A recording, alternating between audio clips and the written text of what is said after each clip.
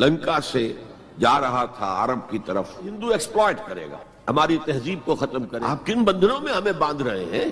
تو اللہ ایک چانس دے کر دیکھ لینا چاہتا تھا کہ یہ کرتے کیا ہے. 57 سال ہو گئے ہمیں, جو ملک لیا تھا اسلام اسلام اسلام اسلام کی رٹ لگا کر, وہ کہاں اسلام لایا؟ کچھ لوگ ٹی وی کو بھی حرام کہتے ہیں, برائے مہربانی وضاحت کریں. میں سب سے پہلے عنوان میں دو چیزوں کی اصلاح کرنا چاہتا ہوں.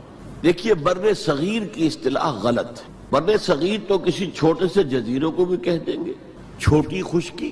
یہ ترجمہ کیا گیا ہے سب کانٹیننٹ کا. کانٹیننٹ کہتے ہیں بر اعظم کو, بر اعظم کانٹیننٹ. تو اعظم سے نیچے آتا ہے عظیم. یہ بر عظیم ہے ہند, بر عظیم پاک و ہند. آج ہم اسے پاک و ہند کہیں گے, پہلے یہ بر عظیم ہند تھا. یہ غلط لفظ ہمارے ہاں لکھنے میں بولنے میں آ گیا ہے. بر صغیر تو کسی چھوٹے سے جزیرے کو بھی کہہ دیں گے, چھوٹی سی خشکی.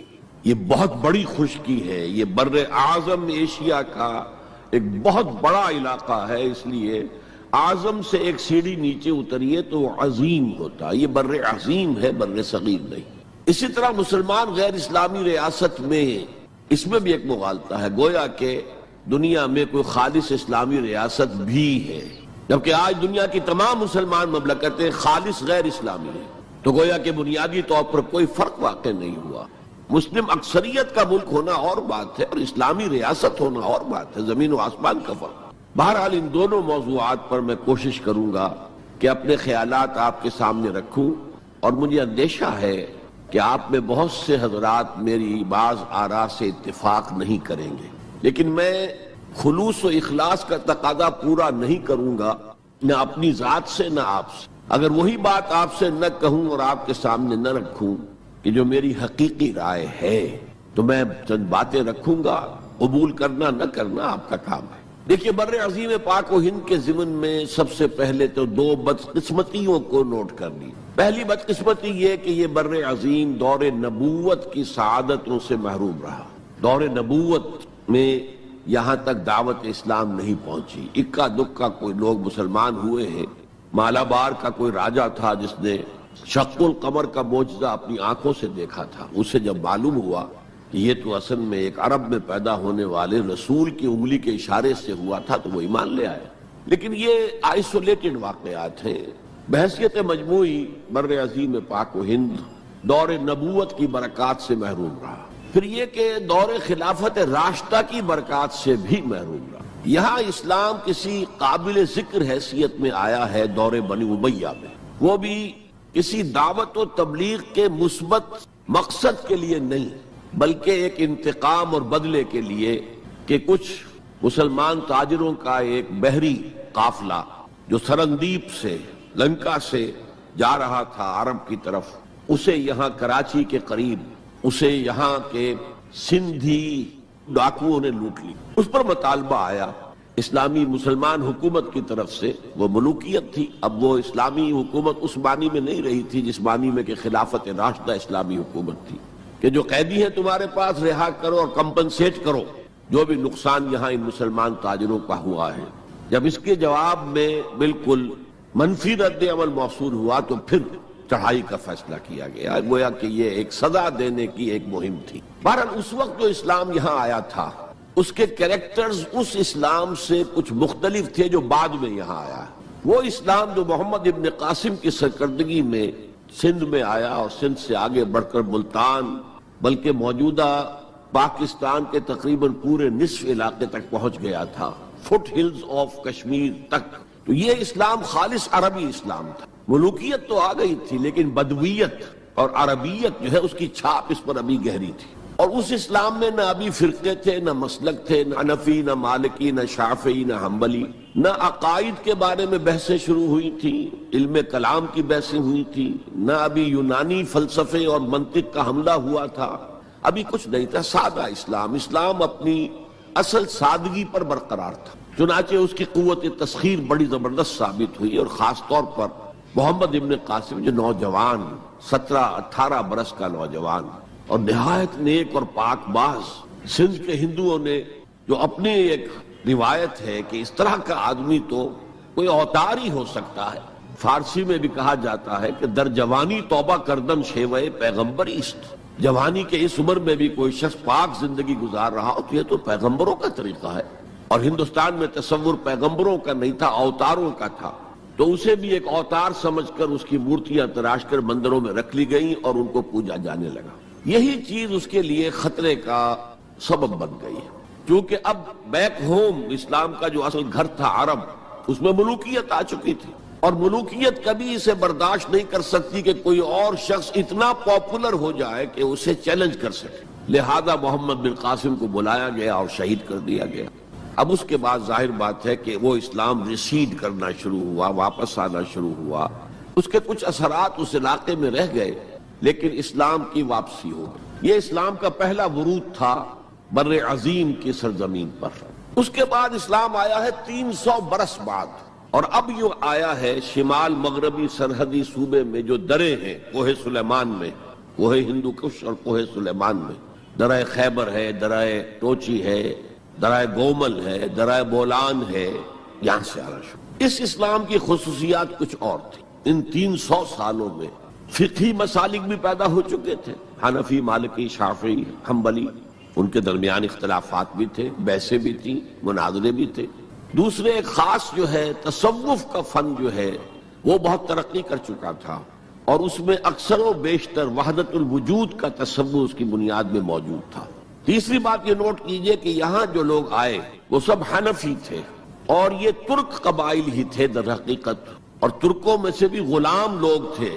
اسی لیے پہلا خاندان مسلمانوں کا یہاں خاندان غلاماں کہلاتا ہے. ترک غلام تھے یہ، جو اپنی ذاتی صلاحیت اور اپنی استعداد کی بنا پر ترقی کرتے کرتے بادشاہت کے مقام تک پہنچے. عالم اسلام میں اس وقت 2 عظیم جگہوں پر غلاموں کی حکومت تھی، اور اس سے اندازہ ہو سکتا ہے کہ اسلام میں غلاموں کا فیوچر کتنا روشن ہے. ممالک، مملوک، یہ مصر میں حکمران تھے، وہ بھی غلام تھے. خاندان غلامہ، قطب الدین ایبک، شمس الدین التتمش، یہ سب کون تھے؟ غلام تھے. بہرحال اب جو اسلام آیا اس میں قیادت کی ایک تسلیس پیدا ہو چکی تھی، توحیدی شان نہیں رہی تھی. خلافت راشدہ میں قیادت توحیدی تھی. خلیفہ وقت ہی حاکم بھی تھے، خلیفہ وقت ہی مجتہد بھی تھے، عالم بھی تھے، اور وہی سب سے بڑے اللہ والے بھی تھے. لیکن اس کے بعد جو اسلام میں قیادت جو ہے مسلمانوں کی 3 شاخوں میں بٹ گئی. سیاسی قیادت وہ تو قبائلی عصبیت کی بنیاد پر قائم ہو رہی ہے، تو سیاست تو ہو گئی طاقت کے بل پر، جس کی لاٹھی اس کی بھینس. اس کے بعد جو اس دینی قیادت تھی وہ 2 حصوں میں منقسم ہو گئی. علمی قیادت، علماء، مفسرین، فقہاء، محدثین، اور ایک ہو گئی صوفیاء کی قیادت. تو یہ تھی کیفیت جس میں کہ بر عظیم پاک و ہند میں اسلام وارد ہوا ہے پہلے ورود کے 300 برس بعد. اب اس کے 500 برس کے بعد یہاں ایک اور ایلیمنٹ آیا، اور وہ تھا شیعیت کا. آپ کو معلوم ہے کہ سن 1000 عیسوی میں پاکستان کا جو علاقہ اس وقت کا ہے یہ عالم اسلام میں داخل ہو چکا تھا. شہاب الدین غوری وغیرہ کی حکومت وہاں تک تو تھی. البتہ دہلی پر 1206 میں تخت دہلی جو ہے مسلمانوں کا 1206 میں شروع ہوا. بہرحال اس کے بعد ہم کہہ سکتے ہیں کہ 300 برس بعد یہاں پر یہ شیعیت آئی ہے، داخل ہوئی ہے، ورنہ اس سے پہلے خالص سنی اسلام تھا اور خالص حنفی. شیعیت کی وجہ سے جو کچھ بھی بعد میں اسلام کو یہاں پر اس تقسیم کی وجہ سے، شیعہ سنی اختلافات کی وجہ سے جو بہت بڑے بڑے نقصانات اٹھانے پڑے، ان میں سے مثلا 2 کا میں تذکرہ کرنا چاہتا ہوں. ڈاکٹر امبیڈکر، انہوں نے فیصلہ کیا تھا میں مسلمان ہو جاؤں. گویا کہ یہاں کے اچھوتوں کا مسئلہ وہ اس طور سے حل کرنا چاہتے تھے کہ ہم ان بلاک مسلمان ہوں. لیکن جب ان کے بارے میں معلوم ہوا تو پھر وہاں پہنچ گئے کچھ لوگ کہ آپ اس مسلک کو اختیار کریں یا اس کو کریں. وہ اسی حیث بحث میں پھر انہوں نے فیصلہ کیا کہ میں کوئی بھی نہیں اختیار کرتا. اگر کوئی ایک اسلام ہے ہی نہیں، اب میں ایک کو اختیار کرتا ہوں تو دوسرے سے میری مخاصمت ہو جائے گی، دوسرے کو اختیار کرتا ہوں تو پہلے سے ہو جائے گی. اب اگلا دور آیا، ہندوستان میں انگریز آ گئے. یہاں موجود بہت سے غیر مسلموں کو شاید میری باتیں اب کچھ ناگوار گزریں، لیکن کچھ حقائق ہیں جو تلخ ہیں لیکن حقائق ہیں، انہیں سمجھنا چاہیے. انگریزوں نے یہاں آ کر حکومت چھینی سی مسلمانوں سے بیشتر. ویسے تو یہ کہ ہندو راجے مہاراجا بھی تھے، لیکن بیشتر علاقوں میں تو مسلمان حاکم تھے. لہذا انہوں نے مسلمانوں کو دبانا بہت ضروری سمجھا، اس لیے کہ جو سابق حاکم ہو ان میں ایسپیریشنز پیدا ہوتی رہتی ہیں کہ ہم تھے یہاں کے حاکم، کیوں نہ واپس حاصل کریں۔ بغاوت کے ان کے اندر جراثیم مسلسل پروان چڑھتے ہیں۔ مسلمانوں کو دبایا اور ہندوؤں کو اٹھایا۔ کیوں کہ ہندوؤں کے لیے معاملہ صرف چینج آف ماسٹرز کا تھا، کوئی بڑا حادثہ تو نہیں تھا۔ پہلے مسلمانوں کے غلام تھے، اب انگریزوں کے غلام ہو گئے، اور اس اعتبار سے انگریز نے بھی انہیں قریب کیا اور ہندوؤں نے بھی مغربی علوم اور مغربی سائنسز کو پڑھنے میں بڑی سبقت کی۔ بنگال میں انگریز آیا، اور بنگال میں آپ کو معلوم ہے اکثر و بیشتر جو سائنسدان پیدا ہوئے جن کی کہ لکھی ہوئی ٹیکسٹ بکس جو ہے بہت عرصے تک استعمال ہوتی رہی ہندوستان میں، یہ کون تھے؟ چیٹرجی، بینرجی، سب کے سب بنگالی تھے۔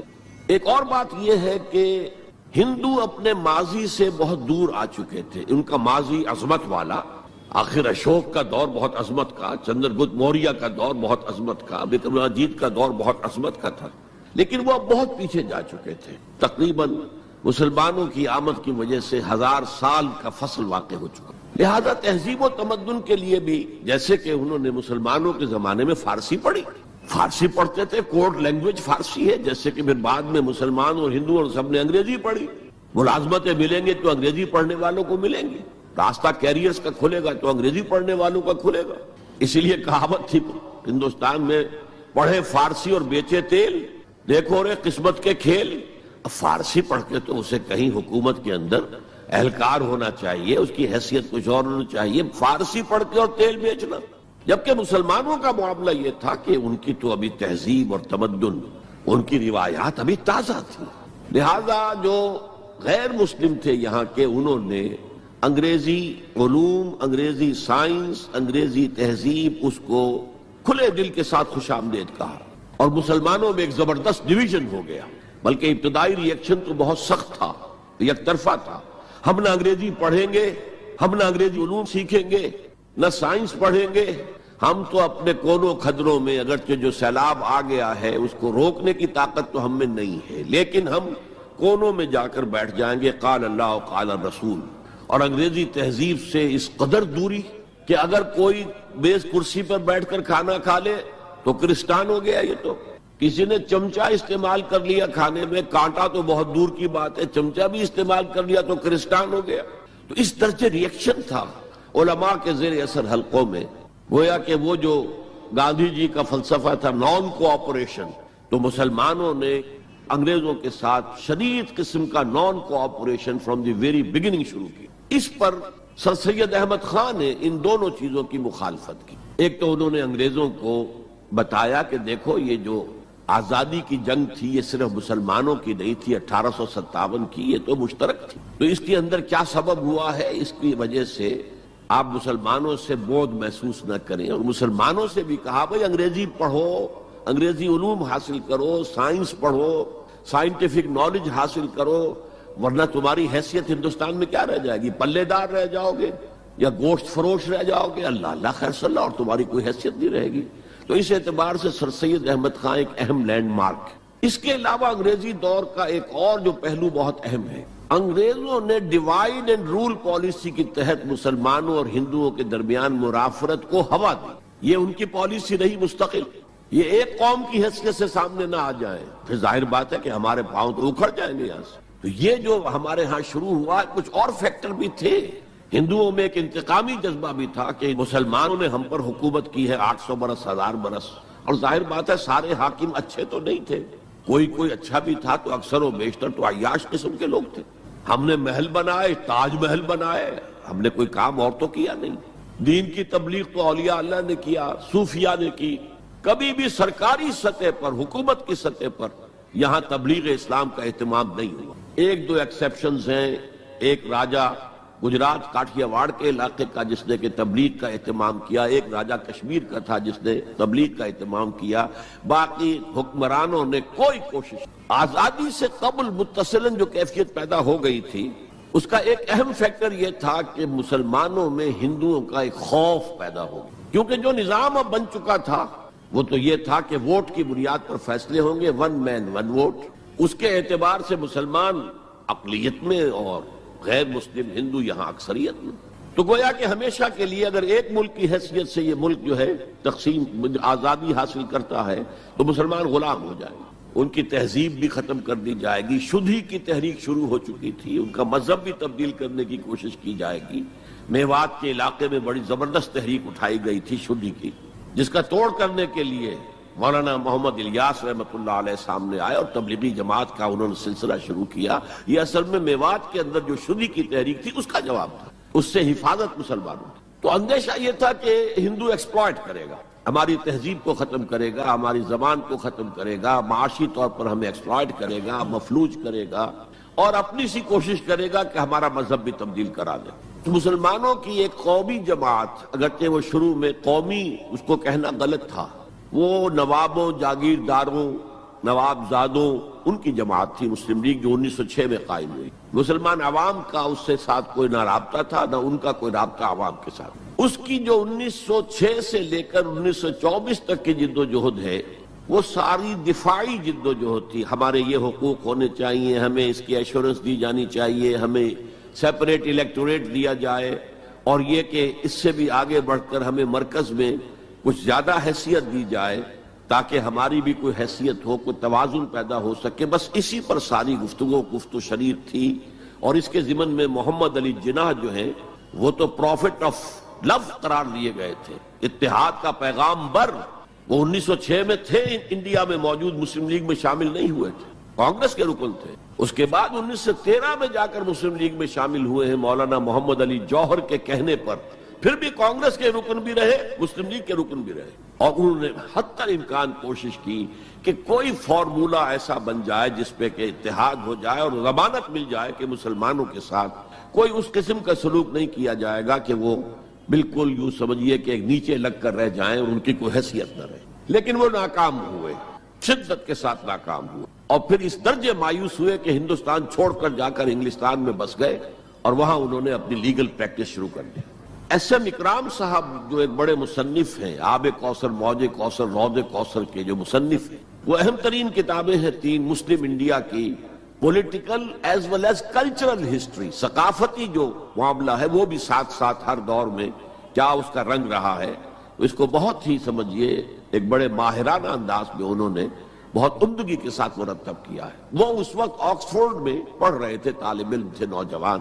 وہ ملے محمد علی جناح سے، اس وقت تک ابھی وہ قائد اعظم کا تو خطاب انہیں نہیں ملا تھا، محمد علی جناح، اور ان سے کہا آپ ہندوستان چھوڑ کے کیوں آ گئے، ہندوستان کے مسلمانوں کو تو آپ کی ضرورت ہے۔ تو انہوں نے سخت الفاظ کہے تھے کہ ہندو ناقابل اصلاح ہے۔ یہ اس وقت کی ہندو قیادت پر ان کا تبصرہ تھا، اور مسلمانوں کا حال یہ ہے کہ ان کا کوئی لیڈر مجھ سے صبح جو بات کرتا ہے شام تک ڈپٹی کمشنر یا گورنر تک پہنچا دیتا ہے، تو ایسی قوم کی قیادت میں کیسے کروں؟ لیکن اصل میں ایک ٹرننگ فیکٹر آیا ہے، turning point in the history of Muslim league movement, and that was 1930۔ اس میں جو الہ آباد میں مسلم لیگ کا سیشن ہوا تھا، اس میں خطبہ صدارت دیا تھا علامہ اقبال نے۔ علامہ اقبال اس سے پہلے ہندوستان میں ایک سور پھونک چکے تھے کہ اب اسلام کی نشأت ثانیہ کا دور آنے والا ہے، اسلام جو ہے دوبارہ دنیا کے اندر برسر عروج آئے گا۔ ایک امید افزا صورتحال علامہ اقبال نے اپنی ملی شاعری سے پیدا کر دی۔ کتاب ملت بیضا کی پھر شیرازہ بندی ہے، یہ شاخ ہاشمی کرنے کو ہے پھر برگ و بر پیدا، سبق پھر پڑھ صداقت کا، شجاعت کا، عدالت کا، لیا جائے گا تجھ سے کام دنیا کی امامت کا۔ نوا پیرا ہو اے بلبل کے ہو تیرے ترنم سے، کبوتر کے تنے نازک میں شاہی کا جگر پیدا۔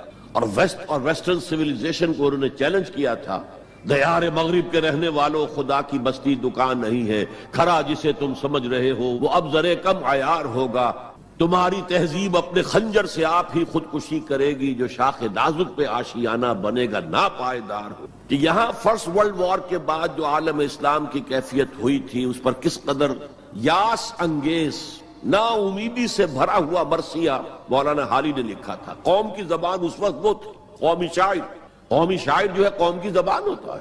پستی کا کوئی حد سے گزر نہ دیکھے، اسلام کا گر کر نہ ابھر نہ دیکھے، مانے نہ کبھی مد ہے ہر جزر کے بعد دریا کا ہمارے جو اتر نہ دیکھے۔ اور آخر میں جو مناجات بحضور سرور کونین صلی اللہ علیہ وسلم، اے خاصہ خاصان رسول وقت دعا ہے، امت پہ تیری آ کے عجب وقت پڑا ہے، وہ دین جو بڑی شان سے نکلا تھا وطن سے پردیس میں، وہ آج غریب الغربا ہے۔ اسی قسم کے مرثیے علامہ شبلی نے کہے، مولانا حمید الدین فراہی نے کہے، لیکن اقبال پہلا شاعر ہے جس نے کچھ مرثیے بھی کہے ہیں۔ جب انگلینڈ جاتے ہوئے وہ گزر رہے تھے سسلی، جزیرہ سسلی کے پاس سے جہاز گزر رہا تھا، تو دل میں ہوک اٹھی ہے، کبھی یہ مسلمان جہاز رانوں کا مرکز ہوتا تھا، بیس ہوتا تھا۔ رولے اب دل کھول کر ہے دیدہ خونابہ بار، وہ نظر آتا ہے تہذیب حجازی کا مزار۔ تھا یہاں ہنگامہ ان صحرا نشینوں کا کبھی، بحر بازی گاہ تھا جن کے سفینوں کا کبھی۔ کہا ہے، مرثیہ بھی کہا، اقبال کے ہاں مرثیہ ہے، لیکن ساتھ ہی ایک امید افزا پیغام کہ اب دوبارہ نکل کے صحرا سے جس نے روما کی سلطنت کو الٹ دیا تھا، سنا ہے یہ قدسیوں سے میں نے، وہ شیر پھر ہوشیار ہوگا۔ یہ جو عوامی ایک فضا ان کی شاعری سے پیدا ہو چکی تھی، ملی شاعری سے، انہوں نے 1930 میں آ کر مسلم لیگ کی موومنٹ میں اس کا انجیکشن لگا دیا۔ اسی طرح چلتی ہوئی ایک تحریک تھی، 1906 سے آئی تھی، 24 برس ہو چکے تھے 1930 تک، اب اس میں ایک انجیکشن لگا دیا گیا، احیاء اسلام۔ اس خطبے میں علامہ نے ایک طرف مسلم قومیت کو بہت مستحکم کیا دلائل کے ساتھ، عمرانی دلائل، پولیٹیکل سائنس کے جو مستحکم اصول ہیں ان کی بنیاد پر کہ مسلمان ایک علیحدہ قوم ہے۔ اور نمبر 2 انہوں نے کہا، اور یہ ایک پروفیسی تھی، ایک طرح کی مستقبل کے بارے میں ایک پیشن گوئی تھی، تجویز نہیں تھی۔ پارٹیشن آف انڈیا کی تجویز تو بہت بعد میں آئی ہے، 1940 میں، یہ 1930 کی بات میں کر رہا ہوں۔ تو انہوں نے کہا تھا، مجھے یقین ہے کہ یہ ڈیسٹنی ہے، تقدیر مبرم ہے کہ ہندوستان کے شمال مغرب میں، شمال مشرق کا انہیں اس وقت احساس نہیں ہوا تھا، ایسٹ پاکستان کا جو اب بنگلہ دیش ہے ادھر ان کی نگاہ نہیں گئی تھی، ہندوستان کے شمال مغرب کے اندر ایک آزاد مسلمان ریاست قائم ہوگی، اور اگر ایسا ہو گیا تو ہمیں موقع مل جائے گا کہ دور ملوکیت میں، جس کے لیے لفظ بڑا ثقیل استعمال کیا انہوں نے، عرب امپیریلزم، یہ بنو امیہ، بنو عباس، یہ عرب امپیریلسٹ تھے، یہ عرب قوم کا امپیریلزم تھا۔ ان کی حکومت اسلام کی عکاسی کرنے والی نہیں تھی، اسلام کی عکاسی کرنے والی تو خلافت راشدہ تھی، ابو بکر تھے، عمر تھے، عثمان تھے، علی تھے رضی اللہ تعالی عنہ۔ تو دور ملوکیت میں یا دور عرب امپیریلزم میں جو داغ دھبے آ گئے ہیں اسلام کے چہرے پر، انہیں صاف کر کے اور صحیح اسلام کی ایک شکل دنیا کو دکھائیں، یہ انجیکشن ہے پازیٹیو مقصد کا۔ اس وقت تک، اس سے پہلے تک تحریک صرف ایک منفی جذبے پر چل رہی تھی، ہندو کا خوف، ہندو اکثریت کا خوف، ایکسپلائٹیشن کا اندیشہ، لیکن اب اسے ایک مثبت بنیاد مل گئی۔ 1932 میں قائد اعظم گئے انگلستان، لندن، گول میز کانفرنس میں، جناح صاحب اس میں شریک نہیں تھے، اس لیے کہ وہ تو ویسے سیاست کا میدان چھوڑ چکے تھے۔ اس موقع پر پھر علامہ اقبال نے ملاقاتیں کی ہیں جناح صاحب سے، اور وہی انجیکشن ان کو بھی لگا، اور انہیں پھر آمادہ کیا کہ آئیں واپس ہندوستان، اور اس انجیکشن کے حوالے سے مسلمانوں نے ہند کو منظم کریں اور جمع کریں۔ تو یہ پھر تحریک پاکستان جو ہے، چونکہ مسلمانوں کے جذبات کے ساتھ اس کی ہم آہنگی، معجزہ ہو گیا کہ مسلم مائنورٹی کے پروونسز نے کس طریقے سے یکجا اور یکسو ہو کر اس موومنٹ کو سپورٹ کیا، حالانکہ انہیں معلوم ہے کہ کسی بھی حساب سے ان کے تو پاکستان میں شامل ہونے کا کوئی امکان تھا ہی نہیں، بلکہ تحریک مسلم لیگ اصل میں مائنورٹی پروونسز کی تحریک تھی۔ جو صوبے بعد میں پاکستان میں شامل ہوئے ہیں ان میں سرحد میں تو کانگریس کی حکومت تھی ٹل دی لاسٹ ڈیٹ، پنجاب میں یونینسٹ حکومت تھی ٹل دی لاسٹ ڈیٹ، صرف ایک سندھ تھا مغربی پاکستان میں کہ جو وہاں مسلم لیگ کی حکومت تھی۔ ہاں، بنگال میں مسلم لیگ کی حکومت تھی، اور بنگال ہی مولد ہے جہاں ولادت ہوئی ہے 1906 میں مسلم لیگ کی، اور طویل ترین عرصے تک مسلم لیگ کی حکومت وہاں رہی۔ اب بھی وہاں پر تحریکیں چلتی رہتی ہیں اینٹی پاکستان، 2 مرتبہ پاکستان نے ایئر فورس بھی استعمال کی ہے وہاں پر، یہ سب کچھ آپ کو معلوم ہے۔ بہرحال اس کے نتیجے میں ملک تقسیم ہو گیا، اور 2 قوموں کے درمیان جو نفرت اس دوران میں پیدا ہو گئی تھی وہ ایک آتش فشاں کی طرح پھٹ پڑی۔ جو کچھ ہوا ہے پارٹیشن کے وقت، میں نے آپ کو بتایا تھا انگریزوں سے آزادی ہم نے حاصل کی، لیکن ہم نے نہ ایک انگریز کو مارا نہ کسی انگریز نے ہم میں سے کسی کو مارا، لیکن جو آپس کی خوریزی ہوئی ہے، تاریخ انسانی کی عظیم ترین ٹرانسفر آف پاپولیشن، کروڑوں انسان ادھر سے ادھر، ادھر سے ادھر ہوئے، اور پھر عظیم خوریزی، بربریت، وحشت، معلوم ہوتا کہ نفرت کی کوئی آگ اندر جل رہی تھی، بس اسے موقع چاہیے تھا کہ وہ ابھر آئے۔ وہ میں کچھ نہ کچھ تجزیہ کر چکا ہوں کہ یہ نفرت جو ہے کچھ انڈیجینس بھی تھی، کچھ تھی، ان کے اندر ایک جذبہ انتقام تھا کہ ان مسلموں نے ہم پر حکومت کی اتنے عرصے، لیکن اس میں بڑا حصہ جو ہے وہ انگریز کی ڈیوائیڈ اینڈ رول پالیسی کا تھا، اور وہ جاتے جاتے ایک بون آف کنٹینشن بھی ڈال گیا کہ یہ دونوں اس پر لڑتے رہے تاکہ ہمارے خلاف کوئی جذبہ نفرت ان کے اندر نہ ابھرے۔ تو یہ انگریز کی پالیسی تو یقیناً بہت کامیاب تھی، لیکن وہ نفرت کا جو عالم اس وقت تھا اس کو آپ اس وقت امیجن نہیں کر سکتے۔ وہ نوجوان جو پیدا ہی ہوئے بعد میں پارٹیشن کے بھی 20 25 30 سال بعد پیدا ہوئے، انہیں کیا اندازہ ہو سکتا ہے؟ قطعاً اندازہ نہیں ہو سکتا۔ کبھی کبھی ایرپٹ ہو جاتا ہے معاملہ، جیسے کہ کبھی کسی جگہ ہو گیا، کبھی کسی جگہ ہو گیا، ابھی حال ہی میں جو کچھ گجرات میں ہو گیا تھا وہ ہو جاتا ہے، لیکن یہ کہ کوئی ہندو اور مسلمانوں کے درمیان وہ دشمنی اور وہ معاملہ اب نہیں ہے، بلکہ بہت سے لوگ اس کو امیجن ہی نہیں کر سکتے کہ معاملہ کس حد تک پہنچ گیا۔ اس کے بعد ایک خیال یہ تھا ہندوستان میں کہ پاکستان جلدی ختم ہو جائے گا، اور اس کی کوششیں بھی کی گئیں۔ پاکستان کے حصے کا روپیہ روک لیا گیا، پاکستان کے حصے کے ہتھیار روک لیے گئے۔ پاکستان نے اس کو محسوس کیا کہ it's a threat to its existence, جس کے نتیجے میں، جس کے رد عمل میں وہ امریکہ کی جھولی میں جا گرا۔ It was a reaction. میں اسلامی جمعیت طلبہ کا ناظم اعلیٰ تھا 1953 میں۔ ہمارے وزیر اعظم اس وقت تھے خواجہ ناظم الدین، وہ لاہور کے دورے پر آئے تھے۔ میں طلبہ کا ایک وفد لے کر ان سے ملنے گیا۔ ایک تو اس زمانے میں وہ اینٹی قادیانی موومنٹ چل رہی تھی، اور اس میں بہت کچھ تو خون لاہور میں ہوا تھا، اس کے بارے میں نے کچھ باتیں کی، اور پھر میں نے ان سے کہا یہ میڈو اس بلا کا نام ہے، میڈو تھی اس وقت، مڈل ایسٹ ڈیفنس آرگنائزیشن، آپ کن بندھنوں میں ہمیں باندھ رہے ہیں؟ بہت ہی بھلے آدمی تھے۔ مجھے واقعہ یہ ہے کہ ایک ہی میری تو ملاقات ہے، لیکن اس شخص کی شرافت کا اور سادگی کا جو نقش قائم ہوا میرے دل پر وہ آج تک موجود۔ کہنے لگے دیکھیں یہ معاملہ جو ہے یہ حکومت کا ہے، یہ آپ نوجوان ہیں، طالب علم ہے، آپ کا اس سے کوئی سروکار نہیں۔ میں ذرا نٹ کھٹ قسم کا تھا اس وقت بھی نوجوان۔ میں نے کہا جناب آپ ہمیں ان بندھنوں میں باندھ کر آپ چلتے بنیں گے، ملک تو ہم نے سنبھالنا ہے بعد میں۔ We must know what you are doing۔ بس یہ کہنے پر اچھا آگے کوئی جواب نہیں۔ دیکھیں الفاظ 3 جملے ان کے سنا رہا ہوں، یہ پوری ہماری تاریخ کا لب لباب بنتا ہے۔ دیکھیے پنڈت جی تو نہیں چاہتے نا کہ پاکستان قائم رہے، پنڈت نہرو، اور ہم اکیلے تو ہندوستان کا مقابلہ نہیں کر سکتے نا، تو ہمیں تو کوئی سہارا چاہیے نا۔ 3 جملے، یہ پاکستان کی فورن پالیسی کا اول روز سے کارنر سٹون ہے۔ بلکہ یہاں میں ذرا ضمنی طور پر بتا دوں کہ پاکستان کے قائم ہونے اور قائم رہنے میں کتنا بڑا ہاتھ اور کتنا بڑا دخل پنڈت نہرو کا ہے۔ دیکھیے ایک جینیس شخص تھا ابوالکلام آزاد، جینیس، اس میں کوئی شک نہیں، اور کیبنٹ مشن پلان کا مرتب کرنے والا وہی تھا۔ کیبنٹ مشن پلان کو مسلم لیگ نے بھی تسلیم کر لیا کہ ہندوستان 3 زونز کے مشتمل ہوگا، آزاد ہوگا، مرکزی حکومت ایک ہوگی، ایک ویسٹرن زون، ایک ایسٹرن زون، ایک سینٹرل زون، یعنی تقریباً وہی جو پاکستان کا نقشہ تھا کہ ایک مغربی پاکستان، ایک مشرقی پاکستان، ایک نیچے بھارت۔ سینٹرل گورنمنٹ کے پاس فلاں جو ہے یہ اہم ترین چیزیں تو سینٹرل گورنمنٹ کے پاس ہوگی، فورن پالیسی ہوگی، بجٹ ہوگا، مالیات کا معاملہ ہوگا، ڈیفنس ہوگا، یہ ان کے پاس ہوگا، کمیونیکیشنز ہوگی۔ باقی یہ ریجنز جو ہیں ان کو حق ہوگا وہ اپنے اپنے فیصلے کریں، اپنے معاملات چلائیں، اپنے قوانین بنائیں۔ ایک شق اس میں ایسی تھی کہ 10 سال کے بعد کسی بھی حصے کو، کسی زون کو سیسیڈ کرنے کا، علیحدہ ہونے کا حق حاصل ہوگا۔ گویا کہ کم سے کم 10 سال کے لیے آزاد پاکستان کا مطالبہ ختم، قائد اعظم نے مان لیا۔ تو اب اگر کوئی امکان تھا تو وہ 10 سال کے بعد تھا نا۔ اب کس نے بنوایا پاکستان؟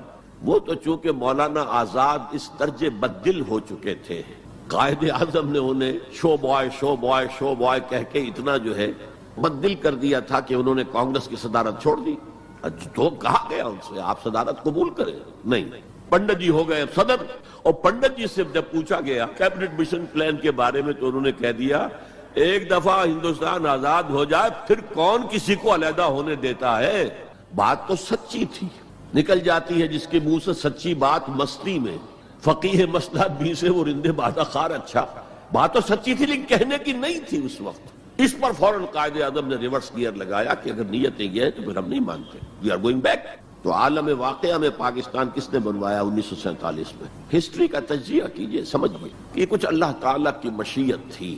تمام انسانوں کے دل حضور کی ایک حدیث کے مطابق اللہ کی 2 انگلیوں کے مابین ہوتے ہیں، وہ جدھر چاہتا پھیر دیتا۔ یہ اللہ کی حکمت تھی۔ اللہ چاہتا تھا کہ یہ مسلمانان ہند جو کہہ رہے ہیں اے اللہ ہمیں آزادی دے، انگریز سے بھی دے، ہندو سے بھی دے، تیرے دین کا بول بالا کریں گے ہم، تیرے نبی کا دین قائم کریں گے. تو اللہ ایک چانس دے کر دیکھ لینا چاہتا تھا کہ یہ کرتے کیا ہے. حالانکہ لارڈ ماؤنٹ بیٹن کی تجویز تھی کہ 14 اگست کو انڈیا پہلے اس کی فریڈم ڈکلیئر ہو اور 15 کو پاکستان کی ہو. تاریخ بدل جاتی. یہاں کے پنڈتوں نے کہا کہ 14 جو ہے وہ منحوس دن ہے، لہذا انہوں نے کہا 15 تو 14 کو پاکستان اور وہ 27ویں شب تھی رمضان مبارک کی. یہ اصل میں ایسا ہی معاملہ ہے جیسے کہ مصر میں بنی اسرائیل نے حضرت موسیٰ سے کہا تھا کہ اے موسیٰ، تمہارے آنے سے پہلے بھی ہم پر تشدد ہوتا تھا اور ہمیں ہر طرح ستایا جاتا تھا، تمہارے آنے کے بعد بھی حال ہمارا تو وہی ہے، ہماری تو کوئی بھلائی نہیں ہو سکی. تو حضرت موسیٰ کا ایک جواب جو ہے وہ وہاں پر منقول ہے، عَصَىٰ رَبُّكُمْ أَن يُهْلِكَ عَدُوَّكُمْ، قریب ہے کہ تمہارا رب تمہارے دشمن کو ہلاک کر دے، وَيَسْتَخْلِفَكُمْ فِي الْأَرْضِ، اور تمہیں زمین میں طاقت دے، فَيَنْظُرَ كَيْفَ تَعْمَلُونَ، پھر وہ دیکھے گا تم کیا کرتے. وہ انہوں نے جو کچھ کیا تھا وہ اس کی تاریخ میں آپ کے سامنے بیان کر چکا ہوں. اب صورتحال تبدیل ہو رہی ہے. اب تعلقات کے بحال ہونے کا معاملہ تیزی کے ساتھ جاری ہے، دوستی کی طرف قدم بڑھ رہے ہیں. بالکل وہ بات جو علامہ اقبال نے اپنے اسی خطبے میں کہی تھی کہ ویسٹ پاکستان وہ جو بھی ہوگا، اس وقت پاکستان لفظ استعمال نہیں کیا تھا، وہ ہندوستان کی حفاظت کا ذریعہ بنے گا. ہندوستان پر ہمیشہ حملہ آور ہوا نارتھ ویسٹ سے، ہمالیہ کراس کر کے تو کوئی آ نہیں سکتا. اور تاریخ میں پہلی مرتبہ انگریز آئے تھے سمندر کے راستے سے، باقی تو جو آیا وہ کوئی ہن آئے، منگولز آئے، پٹھان آئے، جو بھی آیا ادھر ہی سے آیا ہے نا. تو یہ جو ہے ہندوستان کی پروٹیکشن کا ذریعہ بن جائے گا. اور واقعہ یہ کہ بن گیا، ورنہ یہ کہ کمیونزم سویپ کر کے پورے انڈیا کو لے جاتا. یہ پاکستان کے اندر وہ جو بھی مذہبی جذبہ ہے، چاہے وہ مثبت طور پر بروئے کار نہیں آ سکا، لیکن بے خدا کمیونزم کے خلاف جو مسلمانوں میں جذبات تھے، تو اس رو کو، اس سیلاب کو روکا ہے پاکستان. بہرحال اب صورتحال جیسا کہ میں نے کہا ہے کہ عام طور پر بھی اب آمد و رفت کی سہولتیں کی جا رہی ہیں، اور میں سمجھتا ہوں کہ وہ نسل بھی اب بیت چکی ہے جس کے دل میں وہ انتقامی جذبات تھے.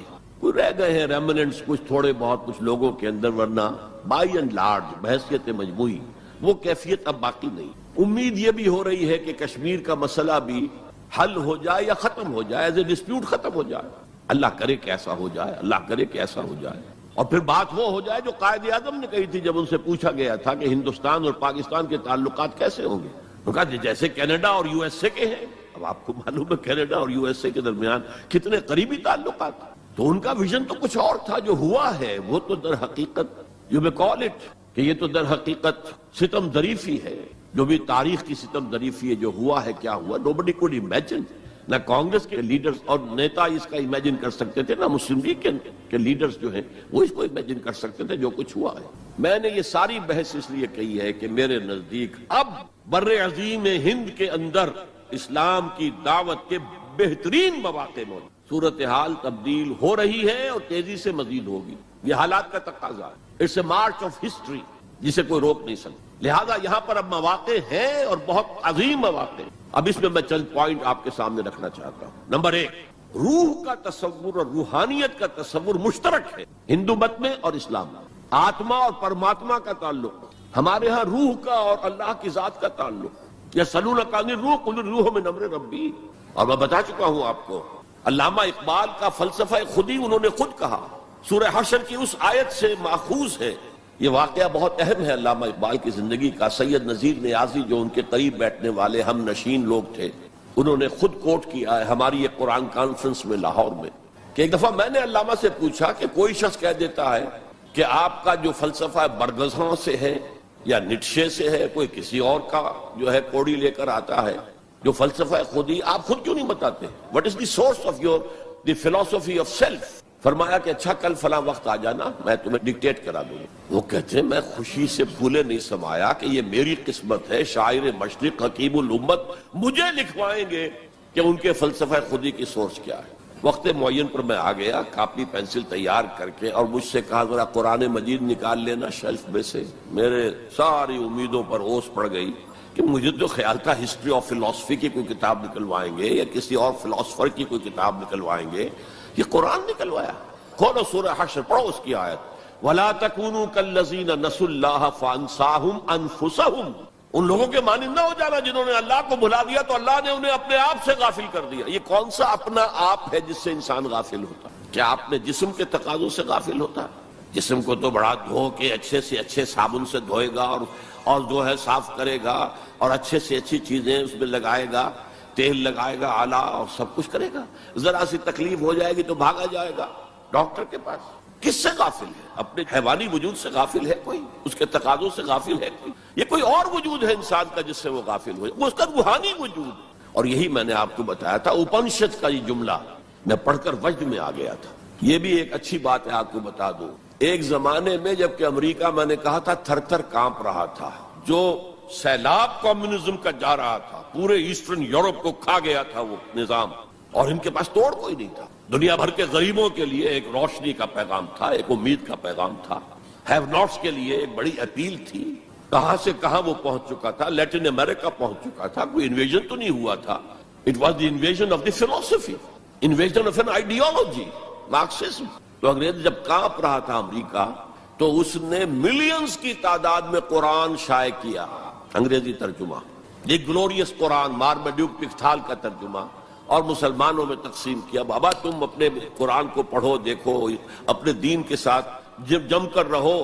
اس بے خدا جو ہے یہ نظام، اس کو ترک کرو، چھوڑو. اور ہندوؤں کے لیے گیتا میں نے پڑھی اس وقت، انگریزی ترجمہ. اپنشد کا ایک سلیکشن تھا، وہ میں نے پڑھا. یہ مڈ 50s کی بات ہے، بلکہ سوٹو سے اٹ واز ارلی 50s، جبکہ ابھی میں میڈیکل کالج کا اسٹوڈنٹ تھا. میں نے اپنشد پڑھا، گیتا پڑھی. اپنشد کا صرف ایک سلیکشن تھا، گیتا پوری تھی. وہ بھی اسی لیے کہ تم اپنے اپنے مذہب سے چپک جاؤ تاکہ کمیونزم کی طرف تمہارا رجحان نہ ہو. یہ اس کے اس خوف کا مظہر ہے. بہرحال اس کے مقابلے میں روح اور روحانیت، آتما اور پرماتما، یہ تصورات جو ہے ایمبیڈڈ ہیں. آپ اگر وہ جملہ سنیں، میں نے پہلے بھی سنایا ہے اپنشد کا، جو بالکل معلوم ہوتا ہے اس آیت کی ترجمانی ہے. Man in his ignorance identifies himself with the material sheets which encompasses real self. اس کی اصل خودی، اصل انا تو اندر کی ایک حقیقت ہے. اس کے گرد یہ گوشت پوشت کا کور چڑھا دیا گیا ہے. انسان اس کو سمجھتا ہے یہ میں ہوں. یہ میں نہیں ہوں، میں تو وہ خودی ہوں، وہ انا ہوں، وہ ایگو ہوں، وہ آتما ہوں جو اس شریر کے اندر ہے. یہ تصور جس قدر سٹرونگ ہے ہندو مت کے اندر، انہیرنٹ ہے اسلام میں بھی، اور آج کی دنیا اسی کے خلاف تو جا رہی ہے. The world is world of matter only. What is beyond matter we don't care. Because وہ ہماری جو ہے حواس خمسہ کی گرفت میں آتا ہی نہیں. ہم اس کو کیسے اسٹڈی کریں؟ ہم تو چیزوں کو دیکھتے ہیں، سنتے ہیں، چکھتے ہیں، چھوتے ہیں، سونگھتے ہیں، نتیجے نکالتے ہیں. تو یہ دنیا ورلڈ آف میٹر تو جو ہے ہمارا میدان ہے انکوائری کا، تفتیش کا، تحقیق کا. لیکن یہ کہ وہ ماورائے مادہ، ماورائے طبیعت، میٹا فزکس، اس سے ہمیں کوئی دلچسپی نہیں ہے. خدا یا نہیں ہے، ہوگا. یہ کائنات تو ہے نا. روح کوئی ہے یا نہیں ہے کس نے دیکھی؟ جسم تو ہے نا. آخرت کوئی ہے یا نہیں ہے؟ یہ دنیا تو ہے نا. تو جو ہے، جو واقعہ ہے، جو ریئلزم اسی کا نام ہے، جو ریئل ہے، اس تک اپنی توجہ محدود رکھو. جو مذہب کے ایسنس کے خلاف ہے، اس مذہب میں ہندو مت اور اسلام مشترک. وہ ایسنس آف مذہب، روح اور روحانیت. نمبر 2، ہندو اسکرپچرز کا اگر مطالعہ کیا جائے ان کی اصل زبان میں، اور سملیرٹیز جو ہیں اسلام میں اور ہندوازم میں، ان کو واضح کیا دلائل کے ساتھ، حوالوں کے ساتھ، اور ان کو ہائی لائٹ کیا جائے. اختلافات اگر ہیں وہ بھی ہیں، لیکن سملیرٹیز کیا کیا ہیں. یہ کام میرے علم میں آیا تھا کچھ عرصے سے. مولانا محمد منظور نعمانی جو لکھنؤ والے ہیں، ان کے صاحبزادے کر رہے ہیں، اور مجھے خوشی ہوئی تھی. اب جو کچھ کیا ہے ذاکر نائک صاحب نے، وہ اتفاقی ہے کہ میں ٹیلی ویژن کھولا ہوا تھا، اس میں ان کا پروگرام آیا، میں نے پورا دیکھا ہے. وہ سملیرٹیز بٹوین ہندوازم اینڈ اسلام. اب میں اپریشیٹ کرتا ہوں، یہ کام کرنے کا ہے جو ہم نے نہیں کیا بدقسمتی سے. ہم نے یہاں آ کر یہاں کے لوگوں کے ذہن کو پڑھنے کی کوشش نہیں کی. ہم نے تو ان پر حکومت کی ہے. اللہ اللہ خیر صلی اللہ. جب تک آپ کسی قوم کے ذہن کو نہیں سمجھیں گے، ان کی سوچ کیا ہے، ان کی سوچ کا صغرا کبرا کیا ہے، پریمیسز کیا ہے جن پر کہ ان کے عقائد کھڑے ہوئے ہیں، آپ کیسے کمیونیکیٹ کریں گے؟ ہم نے ضرورت ہی محسوس نہیں کی. Why to communicate? ہمارے پاس طاقت ہے. We have brute force and we can govern them. That's all. یہ ہماری مجرمانہ غفلت رہی ہے. یہاں پر مجرمانہ غفلت رہی. میرا بھی ایک واقعہ جو ہے اس ضمن میں بہت ہی سبق آموز ہے. آج سے 13 سال قبل میں ہندوستان جب آیا تھا 1991 میں، تو میں لکھنؤ بھی گیا تھا. وہاں مولانا علی میاں میرے منتظر تھے. پھر انہیں جانا تھا ضروری رائے بریلی، اپنے آبائی شہر. تو میں بھی ان کے ساتھ ان کی گاڑی میں بیٹھ کر گیا، 24 گھنٹے وہاں میں مقیم رہا، اس مسجد میں نماز پڑھی، 4-5 نمازیں پڑھی، جہاں سے کہ سید احمد بریلوی رحمۃ اللہ علیہ نے اپنی ہجرت کا آغاز کیا تھا۔ وہاں میں نے ان سے ایک بات کہی کہ مولانا دوسرے مدارس جو ہیں بریلوی اور دیوبندی، شاید وہ تو میری اس تجویز پر غور تو دور کی بات ہے، اس کو سننے پر بھی آمادہ نہ ہو۔ ندوہ نسبتاً کھلے خیال کا، کھلے ذہن کا سمجھا جاتا ہے نمائندہ، تو آپ ندوے میں سنسکرت کی تعلیم کو لازم کریں تاکہ آپ کے طلباء جو نکلیں وہ ویدوں کو پڑھیں ڈائریکٹلی، اپنشد کو پڑھیں ڈائریکٹلی۔ کہنے لگے ہاں یہ تو آپ نے بہت اچھی بات کہی، بہت صحیح بات ہے، بہت صحیح ہے۔ لیکن 2 سال کے بعد شکاگو میں ایک کانفرنس میں وہ بھی موجود تھے، میں بھی موجود تھا، ہم دونوں ملے، میں نے پوچھا مولانا وہ آپ نے کچھ کیا؟ کہنے لگے میں تو بھول ہی گیا۔ اس سٹیج پر وہ آ چکے تھے کہ وہ نسیان انہیں ہو گیا، انہیں یاد ہی نہیں رہا کہ مجھ سے انہوں نے وعدہ کیا ہے، لیکن میں نے یہ بات ان سے کہی تھی۔ میرے علم میں آیا یہاں ہی کہ ایک مصنف شمس نوید عثمانی، جن کی کتاب آپ نے پڑھی ہوگی اب بھی نہ جاگے تو، کافی دن ہو گئے میں نے وہ کتاب پڑھی تھی، اس میں ڈوبائے ایک فرینچ اورینٹلسٹ جو ہے اس کے رائے انہوں نے کوٹ کی، میں حیران رہ گیا۔ وہ 40 برس تک انڈیا میں مقیم رہ کر اس نے ہندو اسکرپچرز کا مطالعہ کیا، and he came to the conclusion that Manu is actually مہانوح، حضرت نوح علیہ السلام کا منو، مہانوح، اور منو سمرتی جو ہے حضرت نوح علیہ السلام کی شریعت۔ یہ ایک کرسچن ہے، اس کی تحقیق ہے، اس تحقیق کو اب انہیں ہائی لائٹ کیا جائے، اسے عام کیا جائے، اس کو پہنچایا جائے، تو پھر وہ جو ہے مغایرت کے پردے جو حائل ہیں، وہ مغایرت کے پردے کچھ اٹھیں گے، ذہن کچھ کھلیں گے، بات کرنے کا، کمیونیکیشن کا موقع بنے گا۔ اب آ رہی ہے وہ بات جو میں سمجھتا ہوں کہ آپ کو اچھی نہیں لگے گی۔ میری رائے یہ ہے کہ کسی بھی صورت میں آپ کو سیکولرزم کی حمایت نہیں کرنی چاہیے۔ اسلام کی روح سے سیکولرزم کفر ہے، اور وہ اگر واگا کے مغرب میں کفر ہے تو مشرق میں بھی کفر ہے۔ آپ اس کی پروٹیکشن لینا چاہتے ہیں، اس کے امبریلا کے تحت آنا چاہتے ہیں، یہ آپ کی قومی جو ہے فرار، ورنہ سیکولرزم کس شے کا نام ہے؟ کیا اسلام کسی درجے میں کمپیٹیبل ہے اس کے ساتھ؟ سیکولرزم کا مطلب یہ ہے کہ آپ ایک سرکل بنا لیں، اس سرکل کے اندر ہے پولیٹیکو سوشو اکنامک سسٹم، یہ تو ہوگا، کسی بھی مذہب سے کوئی تعلق نہیں اس کا۔ عوامی حاکمیت جو بدترین شرک ہے، اس کی بنیاد پر جو پارلیمنٹ آئے، جو کوئی مجلس ملی آئے، جو کوئی کانگریس آئے، وہ جو ہے قانون بنائے، ہومو سیکسولیٹی کو جائز قرار دے، اسے اجازت ہے، ہومو سیکسول میرجز کو رجسٹر کروائے، ٹھیک ہے، it has no reference to any religion what's ever.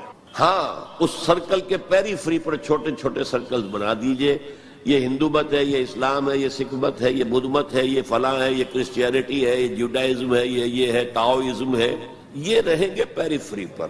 یہ انفرادی معاملہ ہے زندگی کا، اور اس میں آزادی ہے ہر ایک کو، جو چاہے بلیفز رکھے، ایک خدا کو مانے، 100 کو مانو، کسی کو نہ مانے، ٹھیک ہے، شہری تو ہے وہ، جس طرح چاہے پوجا پاٹ کرے، درخت کو پوجے، پتھروں کو پوجے، بتوں کو پوجے، ایک انسین خدا کو پوجے، جس کو چاہے پوجے، سورج کو پوجے، چاند کو پوجے، جو چاہے پوجے، سوشل کسٹم جو چاہے رکھے، بہرحال ہر ایک کا اپنا خیال ہے۔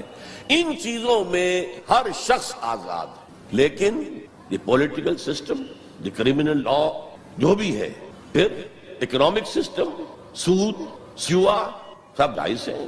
کسی مذہب کے حرام قرار دینے سے ان کو نہیں روکا جائے گا، کسی آسمانی ہدایت کو دلیل کے طور پہ تسلیم نہیں کیا جائے گا، چاہے وہ تورات ہو، چاہے قرآن ہو، چاہے کوئی اور آسمانی کتاب ہو، ہندوؤں کی کتابیں وہ تسلیم نہیں کی جائیں گی۔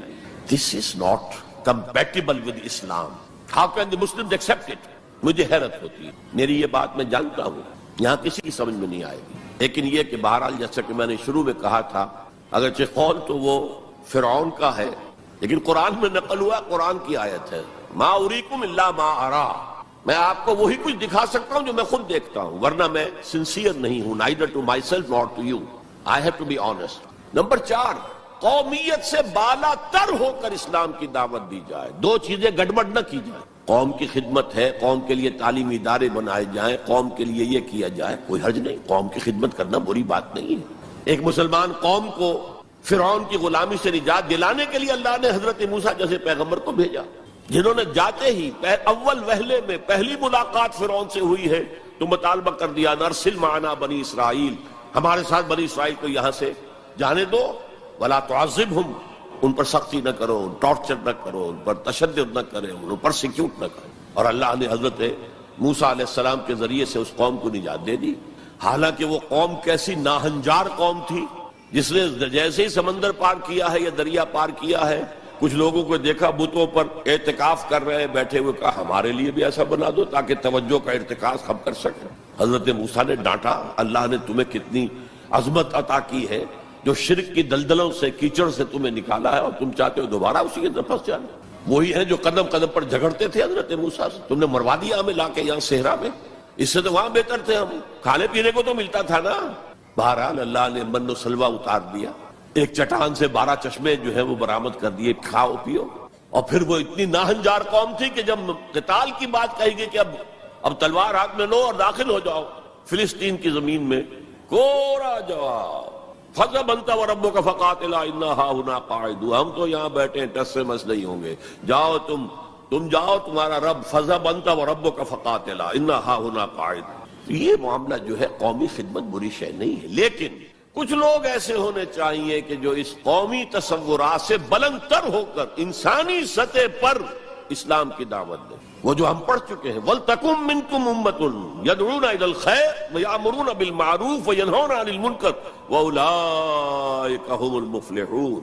تم میں سے ایک جماعت ایسی ہونی چاہیے، ایسی وجود میں آنی چاہیے جس کے صرف 3 کام ہو، دعوت الی الخیر، دعوت الی القرآن، اور وہ دعوت بھی 3 لیول پر، بالحکمت والموعظۃ الحسنۃ وجادلہم باللتی احسن، اور نیکی کا حکم دو، بدی سے روکو۔ اور صرف وہی لوگ فلاح پانے والے ہیں جو یہ کام کریں گے۔ دی گریٹر مسلم امہ جو اپنا مقصد بھول چکی کہ ہمیں اس کے لیے برپا کیا گیا تھا، ان سے فلاح کا وعدہ نہیں ہے۔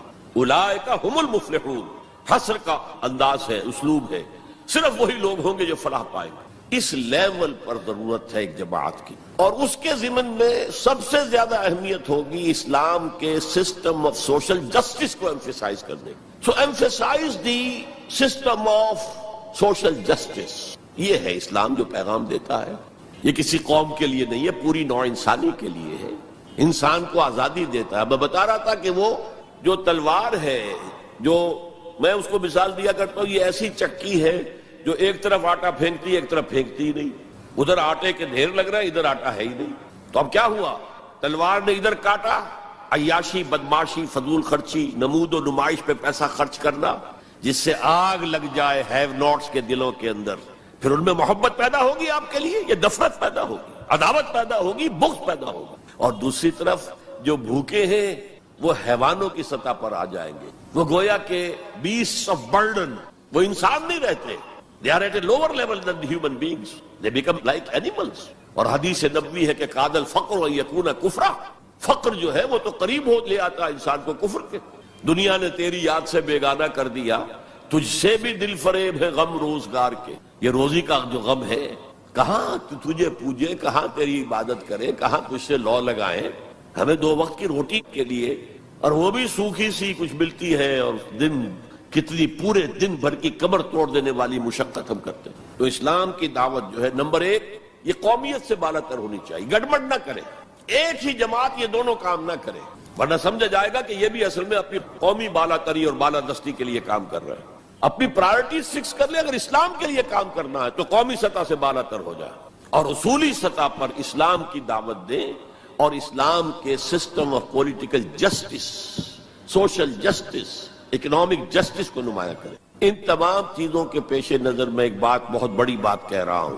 حضور کی ایک حدیث ہے، مجھے مشرق کی طرف سے ٹھنڈی ہوا آ رہی ہے۔ اقبال نے جب ترانہ ہندی لکھا تھا اس میں کوٹ کیا تھا، میرے عرب کو آئی ٹھنڈی ہوا جہاں سے، میرا وطن وہی ہے، میرا وطن وہی۔ کیا عجب، ہم بہرحال اپنی جگہ پر سمجھ رہے تھے، رب بھی ہے امید کہ کسی طرح اللہ ہمیں توفیق دے دے، پاکستان میں وہ نظام قائم کر دے جو پوری انسانیت کے لیے ایک مینارہ نور بن جائے۔ یہی باتیں اقبال نے کہی تھی، میں کوٹ کر چکا ہوں کہ ڈیسٹنی ہے، تقدیر مبرم ہے کہ ہندوستان کے شمال مغرب میں ایک آزاد مسلمان ریاست قائم ہوگی، اور اگر ایسا ہو گیا تو ہمیں موقع مل جائے گا کہ اسلام کے چہرے سے جو بدنما داغ اور دھبے دور ملوکیت میں پڑ گئے تھے انہیں ہٹا کر جاگیرداری آ گئی تھی، دور ملوکیت میں سرمایہ داری آ گئی تھی۔ ابلیس کی مجلس شورا میں ابلیس سے کہلوایا ہے اقبال نے، ابلیس کی زبان سے وہ اپنا پیغام دے رہا ہے، جانتا ہوں میں یہ امت حامل قرآن نہیں ہے، وہی سرمایہ داری بندہ مومن کا دین، جانتا ہوں میں کہ مشرق کی اندھیری رات میں بے ید بیضا ہے پیران حرم کی آستین۔ لیکن ایک عجیب بات کہی ہے، عصر حاضر کے تقاضاؤں سے ہے لیکن یہ خوف، it's a demand of history. عصر حاضر کے تقاضاؤں سے ہے لیکن یہ خوف، ہو نہ جائے آشکارا شرع پیغمبر کہیں. عصر حاضر کے تقاضے سمجھ لیجئے.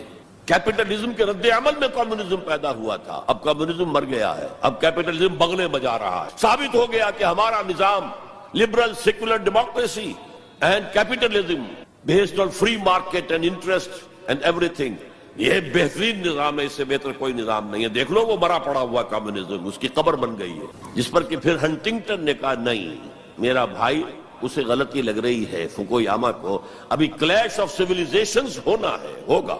بہرحال یہ جو نوید تھی کہ آئے گی ٹھنڈی ہوا، ایک خیال یہ ہے اب بھی ہے، شاید حالات جس نہج پر جا رہے ہیں شاید پاکستان اور افغانستان مل کر وہ جگہ بن جائے کہ جہاں پر اسلام کا نظام پورا کا پورا دی پولیٹیکو سوشو اکنامک سسٹم نافذ کر دیا. فیکٹس آن دی گراؤنڈز کے اعتبار سے کوئی آثار نہیں ہے، لیکن there can be some divine, کوئی ایسا شکل پیدا ہو جائے اللہ کی طرف سے. میں اس سے مایوس نہیں ہوں، ابھی بالکل مایوس نہیں ہوں، اگرچہ تاحال ہم فیل ہو گئے اس میں. ہم تو وہی نظام جو انگریز چھوڑ کر گیا تھا جو کا تو لے کر جا رہے ہیں. آپ بہت بہتر اس سے رہے اس اعتبار سے کہ آپ نے جاگیرداری کو تو ختم کر دی. ہمارے ہاں تو جاگیردار مسلط ہے، اور جہاں جاگیردار مسلط ہوگا اور 70% آبادی جو ہے وہ دیہی ہے، گاؤں کی ہے، جاگیرداروں کے انگوٹھے تلے ہے، وہاں سیاست کیا ہوگی؟ سیاست جو ہے وہاں پر it's the musical chair game of the jagirdars and lords, اور کچھ بھی نہیں. بہرحال اللہ کرے کہ یہ اس بر عظیم سے، پاکستان بھی آخر اسی بر عظیم کا ایک حصہ تھا، بھارت اسی بر عظیم کا حصہ ہے، بنگلہ دیش اسی بر عظیم کا حصہ ہے. میں وہاں بھی گیا تھا تو میں نے کہا تھا کہ آپ یہاں نظام خلافت قائم کریں. وہاں خلافت اندولن ایک بڑی تحریک بھی اٹھی تھی. حافظ جی حضور کا نام آپ نے سنا ہوگا، بہت بڑے پیر تھے وہاں کے جنہوں نے ایک موومنٹ شروع کی تھی کہ خلافت کا نظام قائم کیا جائے. لیکن یہ ہے کہ کیا عجب کہ ہندوستان کی قسمت میں ہوئی. شمس نوید عثمانی صاحب نے جو بات کہی ہے وہ قابل غور یقیناً ہے. اگرچہ مجھے پڑھے ہوئے اس کتاب کو بہت دن ہو گئے ہیں، لیکن مجھے امید ہے کہ جو بات میں کہنے چلا ہوں وہ ان کی طرف غلط منسوب نہیں ہوگی. لفظی طور پر کوئی غلطی ہو سکتی ہے. انہوں نے یہ لکھا تھا کہ امت مسلمہ کی قیادت پہلے ملی ہے سامی النسل لوگوں کو. یہ میں آپ کو بتا چکا ہوں. First rise of the Muslim امہ، then the first fall of the Muslim Ummah, then the second rise of Muslim Ummah, then the second fall of Muslim Ummah, just as the first rise of Bani Israel, and then the first fall, and then the second rise, and then the second fall. The first rise of the Muslim Ummah was under the leadership of the Arabs. Who are these Arabs? Sami, Semitic. اگرچہ Europe میں Semitic کا لفظ استعمال ہوتا ہے یہودیوں کے لیے صرف، وہ بھی سامی ہیں، عرب بھی سامی النسل ہے. جب صلح کرائی تھی اور بغل گیر کروایا تھا کلنٹن نے شاہ حسین کو، اور اس وقت شامیر تھا یا کون تھا جو بھی وزیر تھا اسرائیل کا، بغل گیر ہو گئے، تو اس نے کہا تھا یو آر کزنس، بھائی تم ایک ہی باپ کے بیٹے ہو نا. یہ عرب اسماعیل کے بیٹے ہیں، ان کی اولاد ہیں، اور جو جیوز ہیں وہ حضرت اسحاق کی اولاد ہیں. حضرت اسحاق کے بیٹے حضرت یعقوب، ان کے 12 بیٹے، ان سے 12 نسلیں، 12 قبیلے جو ہیں بنی اسرائیل کے. تو یو آر کزنس. تو سامی النسل، پہلی قیادت سامی، حضرت سام، یہ بیٹے تھے حضرت نوح کے. Second rise of the Muslim ummah was under the leadership of the Turks. They are the progeny of یافس علیہ السلام. انہی کے بیٹوں میں گوگ اور میگوگ کا نام بھی آیا ہے تورات میں، جوج اور ماجوج. وہ اصل میں سینٹرل ایشیا کے ماؤنٹینز کو کراس کر کے تو شمالی جو میدان چلتا ہے رشیا وغیرہ کا، اور پھر نیچے وہ منگولیا اور چائنا کے ساتھ، اور ادھر ویسٹ میں پھر وہ اسکینڈینیوین کنٹریز سے ہو کر ادھر سے اتر کر لوگ جو آئے ہیں اینگلو سیکسنز، انگلستان میں آئے ہیں یا اور یورپ کے حصے میں آئے ہیں، یہ سب نسل ہے یافس کی. تیسری نسل ہے حام کی، اس میں یہ انڈو گریک اینڈ ایرانی ایرینز، سب سے بڑی تعداد ان ایرینز کی کہاں ہے؟ یہ حام کی نسل سے ہے. اور شمس نوید عثمانی نے لکھا تھا کہ اب جو اسلام کی اور امت مسلمہ کی قیادت ہے وہ حام کی نسل کو منتقل ہوگی. دی تھرڈ رائز آف اسلام، جس پر میں حدیثیں آپ کو سنا چکا ہوں، ہونا ہے، وہ تقدیر مبرم ہے، پوری دنیا پر اسلام کا غلبہ ہو کر رہے گا. علامہ اقبال نے کس خوبصورتی سے کہا ہے، ہر کو جا بینی جہان رنگ و بو، تم جہاں کہیں بھی رنگ و بو کا مظہر دیکھتے ہو، خوشنمائی، خوشبو، اچھی بات، اعلیٰ قدریں، ہر کجا بینی جہان رنگ و بو زاں کے از وہ آیت آرزو، جس سے کہ آرزو پیدا ہوتی، امنگ پیدا ہوتی، یا نور مصطفیٰ اورا بہاست، یا ہنوز اندر تلاش مصطفیٰ، یا تو حضرت محمد مصطفیٰ صلی اللہ علیہ وسلم سے وہ نور مستعار لیا گیا ہے۔ یورپ کی ساری ترقی ہوئی ہے قرآن کے اس اصول کی بنیاد پر کہ توہمات کو چھوڑو، ولا تخف ما لیس لک بہ علم ان السمع والبصر والفؤاد کل اولئک کان عنہ مسئولا، حقائق پر نظر جو ہے وہ جماؤ، اور جسے کہتے ہیں استقرائی منطق۔ ایک لاجک جو ہے وہ ہے ڈیڈکٹیو لاجک، ایک ہے انڈکٹیو لاجک، انڈکشن، استقراء کا آغاز دنیا میں کرنے والا قرآن ہے۔ کھول آنکھ، زمین دیکھ، فلک دیکھ، فضا دیکھ، مشرق سے ابھرتے ہوئے سورج کو ذرا دیکھ۔ ان فی خلق السماوات والارض واختلاف اللیل والنہار والفلک التي تجری فی البحر بما ينفع الناس وما انزل اللہ من السماء من ماء فاحیا به الارض بعد موتها وبث فیها من کل دابة وتصریف الرياح والسحاب المسخر بین السماء والارض لآیات لقوم یعقلون۔ یہ پوری کائنات اللہ کے سائنس، اللہ کی علامات، اللہ کی آیات سے بھری ہوئی۔ یہ سارا نقطہ نظر ہے جس نے سائنس کو بنیاد بنایا ہے، سائنس کو کہ اوپر توجہ منعطف کرائی ہے۔ اور یہ اصل میں پہلے بھی کہہ چکا ہوں، غرناطہ، تولیتلا جو ٹولیڈو کہلاتا ہے، قرطبہ جو آج کورڈووا کہلاتا ہے، غرناطہ جو آج گرناڈا کہلاتا ہے، اس کی یونیورسٹیوں سے پڑھنے کے لیے آتے تھے۔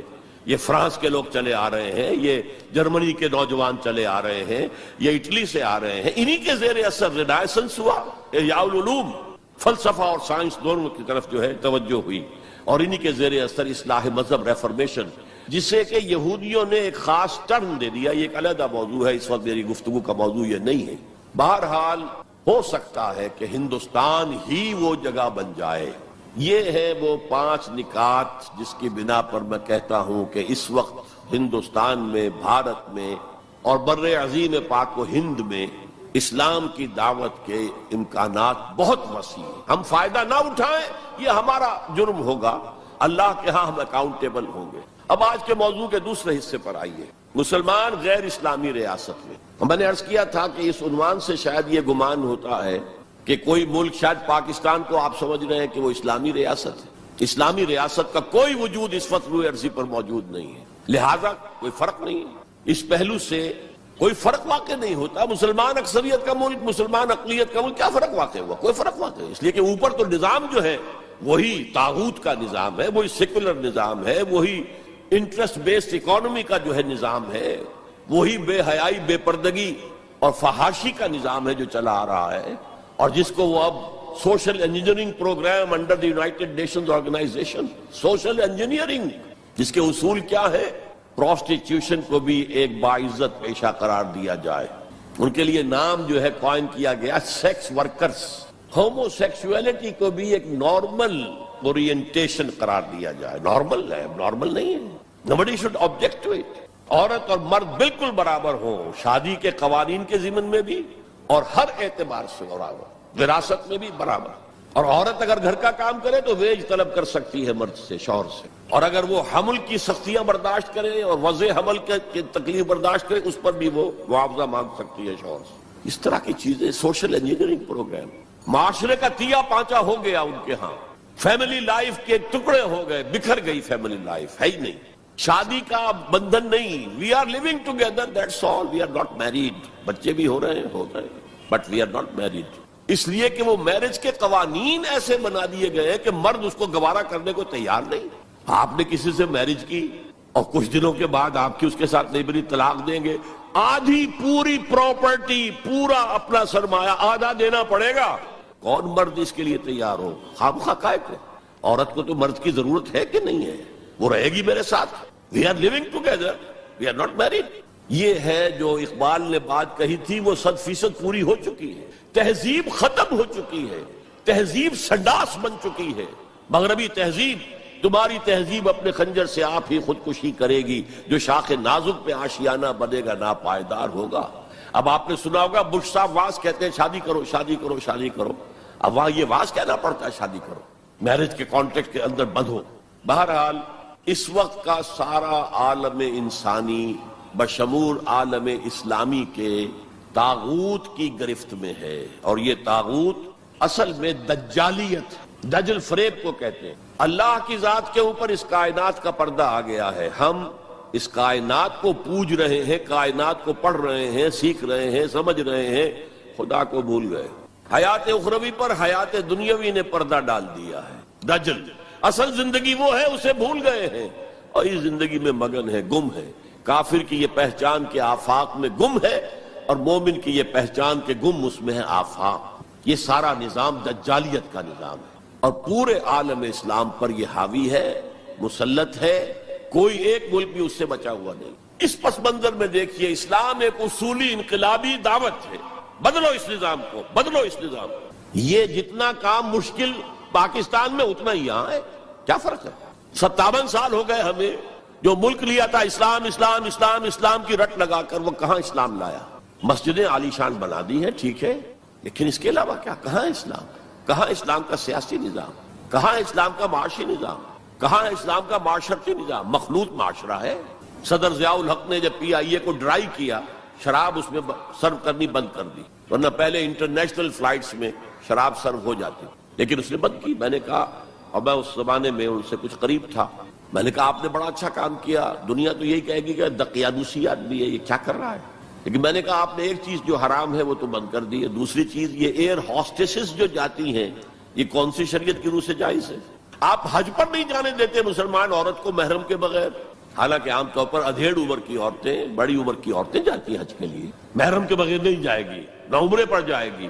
اور یہ جوان لڑکیاں جو جا رہی ہیں، ان میں کے ساتھ کون سا محرم ہوتا ہے؟ چپ، خاموش، کوئی جواب نہیں۔ میں نے کہا کیا کھانے اور ناشتے کی ٹرے جو ہے وہ مرد نہیں رکھ سکتے آگے؟ یہ ہے ہمارا طرز عمل۔ اسلام کی کوئی ایک چیز قبول، سر پر، سر آنکھوں پر، اور دوسری چیز جو ہے پاؤں تلے رون دی جائے، جس کی سزا ہمیں مل رہی ہے، الا خزی فی الحیات الدنیا ویوم القیامت یردون الی اشد العذاب۔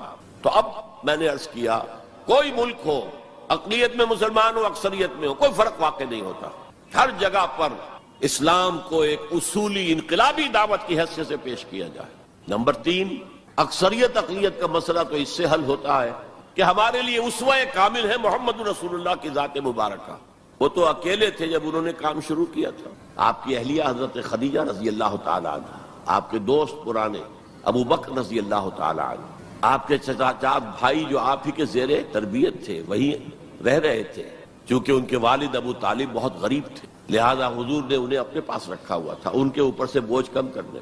اور آپ کا وہ بیٹا، منہ بولا بیٹا جو غلام تھا، اسے آزاد کر کے بیٹا بنا لیا۔ یہ 4 تھے، 1+4 5، اور 10 سال کی محنت شاقہ، دن رات کی محنت، اور یہ محنت کرنے والا کون؟ محمد صلی اللہ علیہ وسلم، جس کے کردار کے اوپر کہیں کوئی چھینٹ بھی نہیں ہے، داغ دھبا تو بڑی بات ہوتی ہے۔ بمشکل 100-125 آدمی ساتھ آئے تھے، تو آپ اس اسوے پر چلے، آپ کو 100 بھی نہ ملے کوئی پرواہ نہیں۔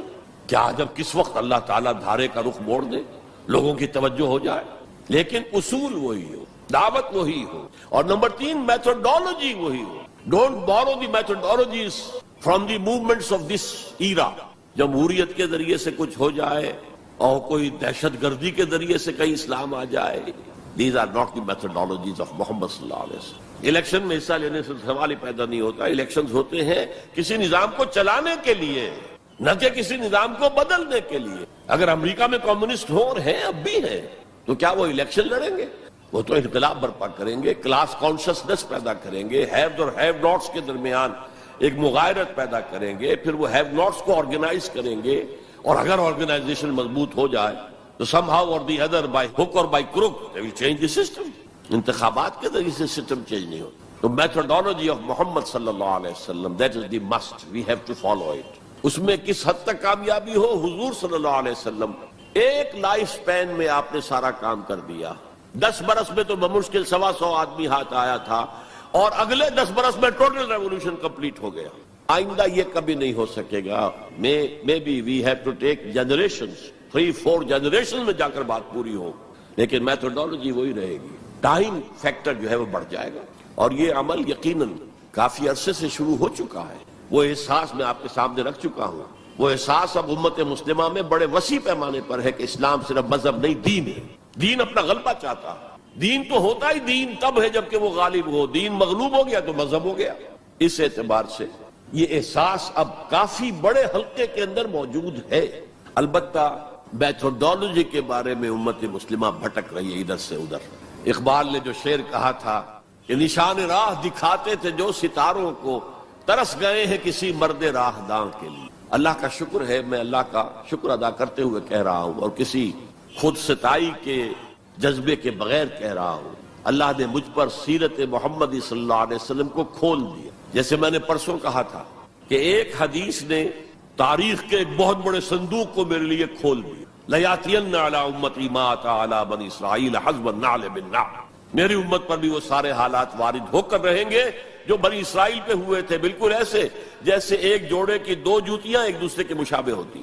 اسی طرح اللہ تعالیٰ نے سیرت النبی کو مجھ پر کھولا، میں نے اس کا انالیسس کیا، تجزیہ کیا اور اس سے انفر کیا ہے اور چیلنج کرتا ہوں. The process of a true revolution can be deduced, can be inferred only from the سیرہ of محمد صلی اللہ علیہ وسلم. اس کی وجہ کیا ہے؟ تاریخ انسانی کے باقی سارے انقلاب جزوی تھے.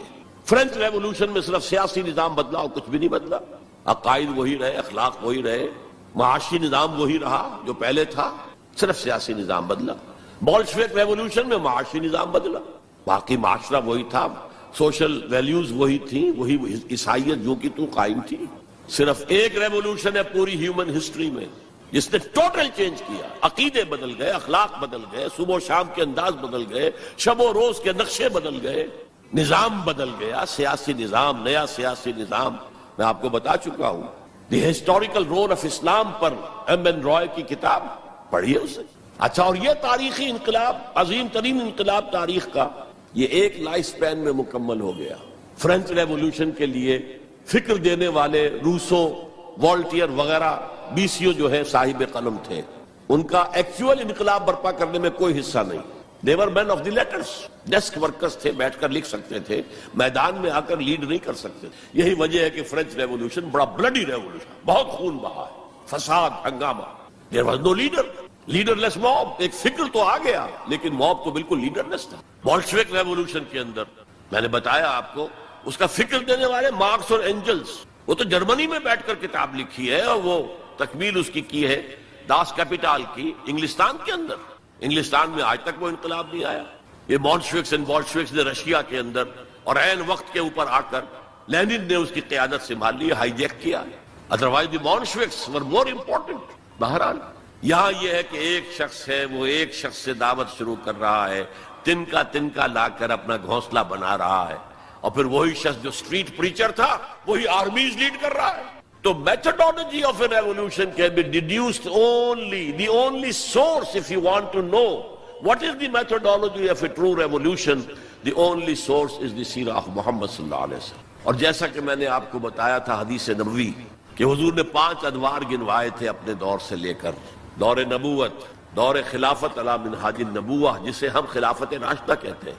حدیث میں لفظ ہے خلافہ علی منہاج النبوہ، نبوت کے نقش قدم پر خلافت. پھر تیسری کاٹ کھانے والی ملوکیت، چوتھی غلامی والی ملوکیت، جبکہ انگریزوں کے غلام ہو گئے، فرانسیسیوں کے غلام ہو گئے، اطالویوں کے غلام ہو گئے، اسپینیئرز کے غلام ہو گئے، ڈچ کے غلام ہو گئے، پورچوگیز کے غلام ہو گئے.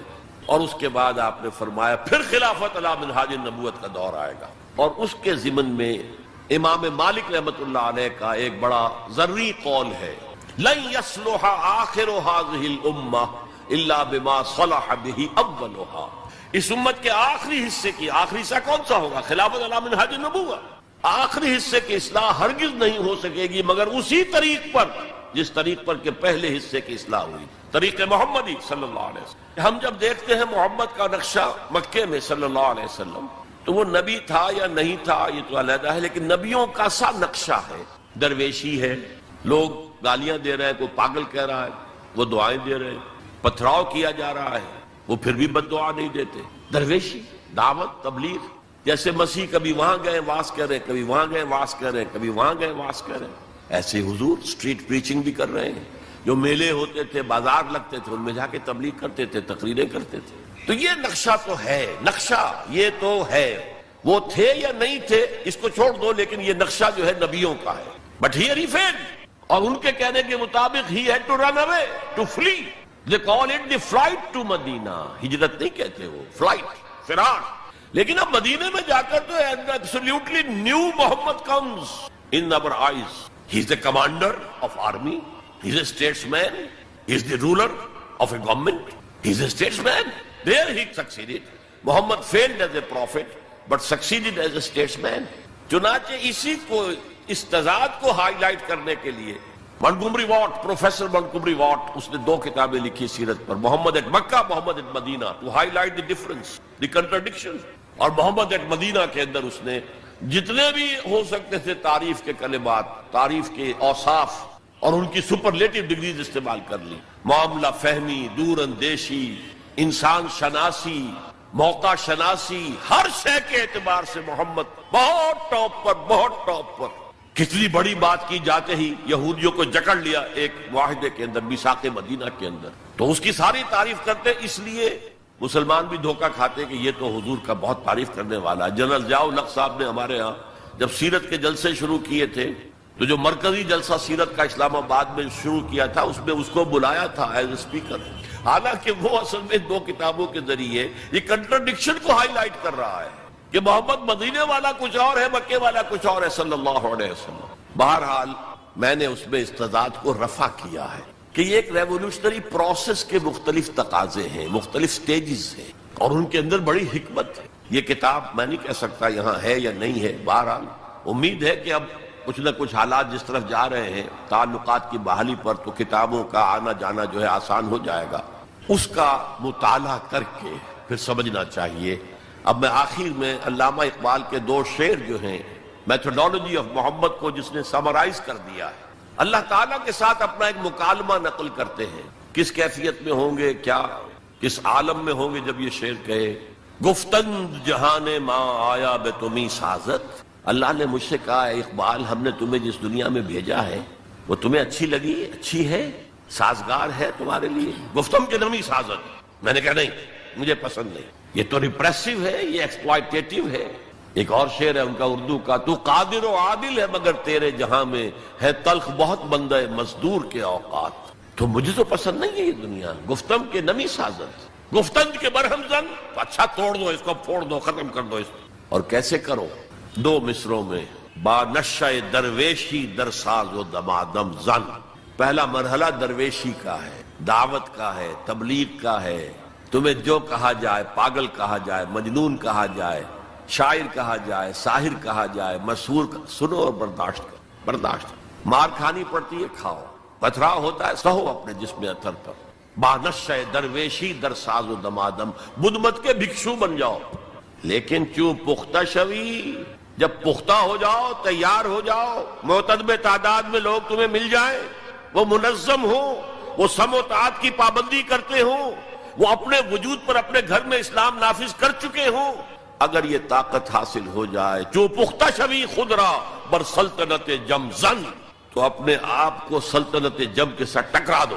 یہ پروسیس ہے مدینے کا، پہلا مصرع ہے مکے کا، با نشہ درویشی در ساز و دمادم زن۔ کرو محنت، کرو محنت، درویشی کے ساتھ کیے جاؤ، کیے جاؤ۔ For 13 long years it was درویشی۔ صحابہ کو منع کر دیا گیا تھا، تم کوئی جواب نہیں دو گے، no retaliation, no raising of hands even in self defense۔ با نشہ درویشی در ساز و دمادم زن، چوں پختہ شوی خود را بر سلطنت جم زن۔ اب تمہیں اس اللہ کی حکومت قائم کرنی ہے، سلطنت جم سے ٹکرا جاؤ، توڑ پھوڑ دو، برہم زن، توڑ پھوڑ کر رکھ دو اس غلط نظام کو۔ یہ ہے طریق محمدی 2 مصروں کے اندر۔ تو میرے نزدیک مسلمان چاہے وہ مسلم اکثریت کے ممالک میں رہ رہے ہوں، لیکن وہاں اسلام کا نظام نہیں ہے، یونیورسل ہے اس وقت، سیکولرزم یونیورسل، اکانومی کا نظام، سود کا، بینک کا، یونیورسل۔ تہذیب وہ مخلوط تہذیب جس میں شرم، حیا، عفت، عصمت کے تصورات اب اڑ جائیں گے، ایویپوریٹ ہو جائیں گے، ختم ہو جائیں گے۔ یہ کوئی دن کی بات ہے، مرد ہوش مند اقبال نے کہا تھا، غیرت نہ تجھ میں ہوگی نہ زن اوٹ چاہے گی۔ عورت کو اوٹ بھی درکار نہیں ہوگی کہ کہیں اوٹ میں ہو کر اس کے ساتھ جو ہے وہ زنا کیا جائے، کھلم کھلا بھی ہو تو کیا حرج ہے۔ یہ کوئی دن کی بات ہے، مرد ہوش مند، غیرت نہ تجھ میں ہوگی نہ زن اوٹ چاہے۔ اور اس طرف جا رہا ہے پورا پروگرام یونائٹڈ نیشنز آرگنائزیشن کی جنرل اسمبلی کے تحت ہوا ہے۔ پہلے ایک کانفرنس ہوئی تھی قاہرہ میں، کائرو، پھر ہوئی بیجنگ، دونوں طرف سے ایشیا کو جکڑنے کے لیے، کہ اس لیے کہ ابھی ایشیا میں اور خصوصاً مسلمان ممالک میں اور یقیناً ہندوستان میں بھی فیملی سٹرکچر ابھی مضبوط ہے، ابھی بزرگوں کا کچھ ادب ہے، لحاظ ہے، والدین کی خدمت ہے، ابھی شرم اور حیا کے کچھ اثرات ہیں، اگرچہ ہمارا ایلیٹ طبقہ جا چکا، مغربی رنگ کے اندر رنگا جا چکا ہے، لیکن یہ کہ ہیں، اور اس کو توڑنے کے لیے ادھر کائرو کانفرنس، ادھر بیجنگ کانفرنس، پھر Beijing +5 conference under the auspices of United Nations organisation, اور اس کا فیصلہ کیا ہے؟ Social engineering program. اب اس پورے سوشل سٹرکچر کو توڑ کر ایک نیا سٹرکچر لانا ہے، عمارت کو گرا کر نئی عمارت بنانی ہے۔ گفت رومی ہر بنائے کوہنا کا باداں کنند، تو نہ دانی اولا تعمیر را ویرا کرند۔ گفت رومی نے کہا ہے کہ جو بھی کوئی بنائے کوہنا ہے، پرانا نظام ہے، اس کو اگر آپ تلپٹ کرنا چاہتے ہیں، کوئی اور نیا نظام لانا چاہتے ہیں، تو پہلے نظام کو گرانا پڑے گا، پہلی عمارت کو گرانا پڑے گا۔ تو یہ سوشل سٹرکچر جو ٹوٹ پھوٹ چکا ہے ویسٹ میں، اب وہ چاہتے ہیں کہ ایسٹ میں بھی ٹوٹ پھوٹ جائے۔ بہرحال ہمیں جو اصل موضوع تھا، مسلمان غیر اسلامی ریاست میں، مسلمان ایک داعی امت کا نام ہے، یہ قوم نہیں ہے، امت ہے، ہم مقصد لوگوں کا مجموعہ۔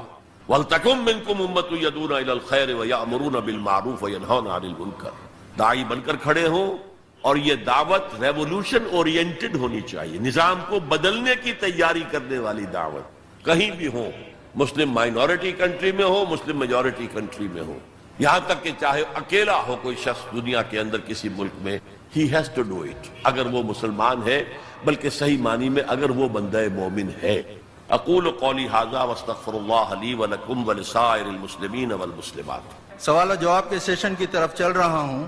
پہلا سوال محمد عادل ہیں۔ What are the rights of a non-Muslim in a Muslim state? Kindly explain the concept of جزیہ۔ یہ بڑا اچھا سوال ہے۔ میں مسلم اسٹیٹ کا تو نہیں کہتا، اس لیے کہ وہ تو آج کل اس سے سیکولر نظاموں پر چل رہے ہیں، ایکول سٹیزن شمار ہوتے ہیں، لیکن اسلامک اسٹیٹ میں یہ ہے کہ نان مسلم ول بی مائنورٹیز۔ جیسے میں نے کہا، یہاں مسلمانوں کو مائنورٹی اسٹیٹس اپنے لیے قبول کر لینا چاہیے، کیونکہ آپ نے ایک علیحدہ قوم ہونے کے مطالبے پر اور دعوے پر آپ نے، یہ تو ہندوؤں کے لیے تو بھارت ماتا اتنا ہی متبرک تھا جتنا کہ گو ماتا، آپ نے اس کے ٹکڑے کرا دیے، اور اس میں بڑا ہاتھ آپ لوگوں کا ہے، آپ کے آباء و اجداد کا ہے، ہندوستان کے رہنے والوں کا۔ مسلم لیگ کی قیادت بیسیکلی مائنورٹی پروونسز سے تھی۔ بہرحال ایک اسلامی ریاست میں غیر مسلم اگرچہ ایکول سٹیزن نہیں ہوگا، پروٹیکٹڈ مائنورٹی ہوگا۔ یہ پروٹیکشن جو ہے اسی کے لیے لفظ ذمہ ہے، ذمہ داری آپ بولتے ہیں اردو میں۔ اسلامی ریاست کی ذمہ داری ہوگی اس کی پروٹیکشن، اسے پوری مذہبی آزادی حاصل ہوگی، اس کی عبادت گاہوں کی حفاظت مسجدوں سے زیادہ کی جائے گی۔ یہ سورہ حج کی ایک آیت ہے، لَهُدِّمَ الصَّوَامِعُ وَبِيَعٌ وَصَلَوَاتٌ وَمَسَاجِدُ يُذْكَرُ فِيهَا اسْمُ اللَّهِ كَثِيرًا۔ اگر اللہ تعالیٰ دنیا میں کسی قوم کو دوسری قوم کے ذریعے دفع نہ کرتا رہتا، جب کوئی قوم گل سڑ جاتی ہے تو اسے ہٹاتا ہے، کسی کے ذریعے سے تباہ کر دیتا۔ اگر ایسا نہ ہوتا تو یہ سارے گرجے، راہب گھر اور یہودیوں کی یہ ساری سولوتا، سینیگوگز اور مسجدیں سب ختم ہو جاتی، برباد ہو جاتی، تباہی ہو جاتی۔ تو مسجدوں کا ذکر بعد میں آ رہا ہے، چرچز کا، راہب خانوں کا، خانقاہوں کا اور جیوش سینیگوگز کا پہلے ہو رہا ہے۔ اسی طرح انہیں پوری اجازت ہوگی کہ وہ اپنی نیکسٹ جنریشن کو اپنی جو تعلیم دینا چاہیں دیں، انہیں پرسنل لا مکمل اختیار حاصل ہوگا، شادی بیاہ جس طرح چاہیں کریں، طلاق یا سیپریشن کی کوئی شکل رکھنا چاہیں نہ رکھنا چاہیں یہ ان کا معاملہ ہے، یہاں تک کہ انہیریٹنس لا بھی ان کا اپنا ہوگا۔ پھر ان کے لیے تمام مواقع ہوں گے، وہ سرکاری ملازمتوں میں جائیں، وہ کاروبار کریں، وہ پروفیشنز کے اندر انٹر ہوں، اس کا حاصل کریں اور پریکٹس کریں۔ البتہ بس دو چیزیں نہیں ہوگی، ایک لیجسلیٹو پروسیس میں ان کو ایسوسیٹ نہیں کیا جائے گا، ان کی اسمبلی علیحدہ ہو، وہ اپنے ووٹوں سے منتخب کریں تاکہ اپنے مسائل پر حکومت سے گفتگو کر سکیں، معلوم ہو حکومت کو کہ یہ نمائندے ہیں اس کمیونٹی کے، تو ان سے بات کریں۔ لیکن یہ ہے کہ جو مین لیجسلیٹو اسمبلی ہوگی اس میں نہیں آئے گا غیر مسلم، اس لیے کہ قانون سازی کے لیے وہاں سورس کیا ہے؟ قرآن اور سنت۔ دے بلیو ان نائدر، نہ قرآن کو مانتے ہیں نہ رسول کو مانتے ہیں کہ اس کی سنت کی کوئی حیثیت ہو، تو اس ایبسولوٹلی لاجیکل۔ اور دوسرا یہ کہ جو ریاست کے ہائیسٹ لیول کی پالیسی میکنگ ہوگی اس میں ایسوسیٹ نہیں کیا جائے گا، کیونکہ اسلامک اسٹیٹ کی ہائیسٹ پالیسی کیا ہوگی؟ To propagate Islam, to export the Islamic revolution. And from a non-Muslim we can't expect to subscribe to this object. دو چیزیں ہیں یہ جن میں باقی وہ فوجی ملازمت ان پر لازم نہیں ہوگی، مسلمانوں پر لازم ہوگی. جب چاہیں گے مسلمان جو ہے ان کو لے آیا جائے گا، ان پر نہیں ہوگی. وہ چاہیں تو شامل ہو جائیں، نہ چاہیں تو نہیں، ان پر جبر نہیں ہوگا. جزیہ اصل میں اسی کی جزا ہے، جزیہ بنا جزا سے، یہ ٹیکس ہے.